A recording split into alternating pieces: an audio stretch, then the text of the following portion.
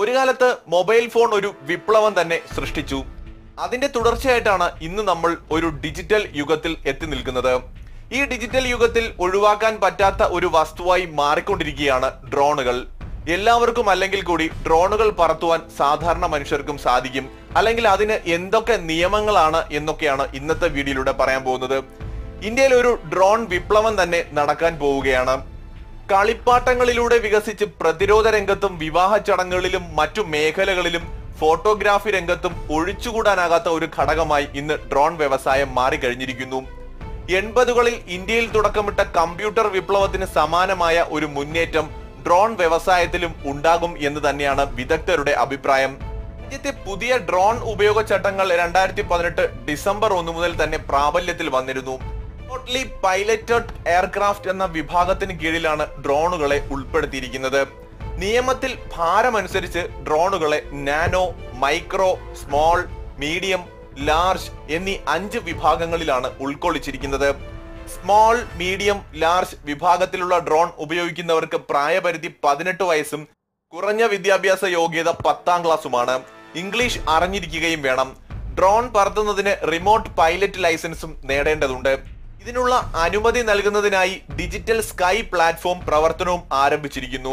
പലർക്കും ഈ ഒരു പ്രൊസീജിയറിനെ കുറിച്ചൊന്നും അറിയുകയുമില്ല. ഇത് അറിയാതെയാണ് പല സുഹൃത്തുക്കളും ഡ്രോണുകൾ വാങ്ങുന്നത്.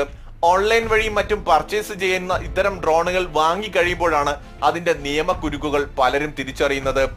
250 ഗ്രാമിന് മുകളിലുള്ള ഡ്രോൺ വിദേശത്തു നിന്ന് വാങ്ങിക്കൊണ്ടുവരുന്നതിന് ഡയറക്ടർ ജനറൽ ഓഫ് സിവിൽ ഏവിയേഷനിൽ നിന്ന് ഇമ്പോർട്ട് ക്ലിയറൻസിന് അപേക്ഷിക്കേണ്ടതായിട്ടുണ്ട്.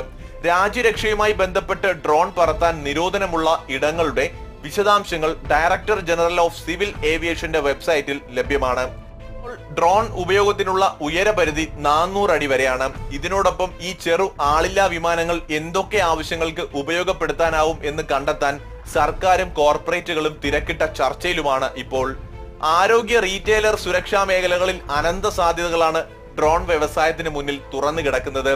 ഇതിന്റെ സാധ്യതകൾ തിരിച്ചറിഞ്ഞ സർക്കാർ നിയമങ്ങളിൽ കാതലായ മാറ്റം വരുത്തി ഡ്രോൺ നിയമങ്ങൾ പരിഷ്കരിക്കാൻ ഒരുങ്ങുകയാണ്. ഇതിന്റെ കരട് രൂപവും ഏതാണ്ട് തയ്യാറായി കഴിഞ്ഞു. അവയവം മാറ്റിവെക്കൽ ശസ്ത്രക്രിയയ്ക്കായുള്ള അവയവങ്ങൾ കാലതാമസം കൂടാതെ കൊണ്ടുപോകുവാൻ ഡ്രോൺ ഉപയോഗിക്കാനാണ് ആദ്യഘട്ടത്തിൽ ശ്രമിക്കുന്നത്. ഒരു നഗരപരിധിയിൽ തന്നെ ഡ്രോൺ പോർട്ടുകൾ ഉള്ള ആശുപത്രികൾക്കിടയ്ക്ക് മാത്രമേ ഇക്കാര്യത്തിന് ഡ്രോൺ ഉപയോഗിക്കുവാൻ അനുവദിക്കുകയുള്ളൂ. ഡ്രോണുകൾക്ക് സുരക്ഷിതമായി സഞ്ചരിക്കാൻ ഒരു ഡ്രോൺ കോറിഡോർ എന്ന ആശയവും നടപ്പിൽ വരുത്തും.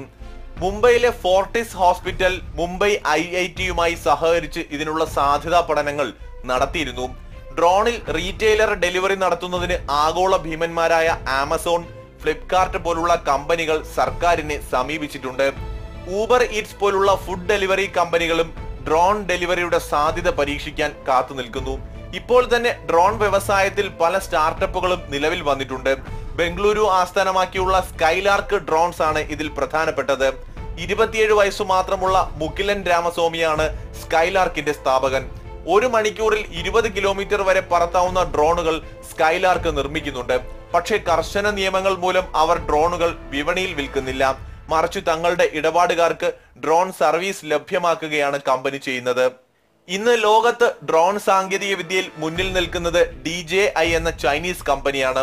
ഈ കമ്പനി ഉടമയും സിഇഒയുമായ ഫ്രാങ്ക് വാങ് ടൗ ആണ് ലോകത്തിലെ ആദ്യത്തെ drone billionaire. Survey, road survey, കാർഷിക survey, forest survey, wild photography, cinema നിർമ്മാണം, ഡ്രോൺ റേസിംഗ് തുടങ്ങിയ വിവിധ രംഗങ്ങളിൽ വൻ ഡിമാൻഡാണ് ഇപ്പോൾ ഡ്രോണിനുള്ളത്. സർക്കാർ നിയന്ത്രണങ്ങളിൽ അയവ് വരുത്തിയാൽ വലിയ ഒരു മുന്നേറ്റമാകും ഈ രംഗത്തുണ്ടാവുക. വ്ളോഗിങ്ങിനും മറ്റുമായി ഡ്രോണുകൾ വാങ്ങാൻ ഉദ്ദേശിക്കുന്നവർ തീർച്ചയായിട്ടും ഈ വീഡിയോ കണ്ടിരിക്കണം. മറക്കാതെ ഇത് എല്ലാവരിലേക്കും ഷെയർ ചെയ്ത് കൊടുക്കുക. മറ്റൊരു വിഷയവുമായി വീണ്ടും കാണുന്നവരെ ഗുഡ് ബൈ.